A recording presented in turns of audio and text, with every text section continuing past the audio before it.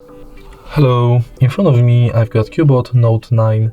In this video I'll show you how to add different types of cards to Google Wallet. In the beginning, let's enter Google Wallet, tap Add to Wallet and focus on Transit Pass, Loyalty and Gift Card. Firstly, let's select Transit Pass, and if you are able to find your transit way, select it. You'll be redirected to a website where you have to finish the inside form. Next, let's select Loyalty Card and select card you would like to add, for example, Payback Poland. Now you can scan your card or enter details manually.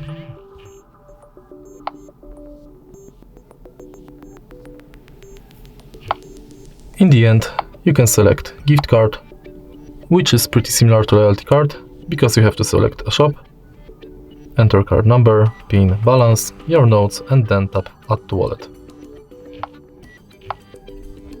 All of your cards will appear right here on the homepage of the app. If you find this video helpful, please leave a like, comment and subscribe.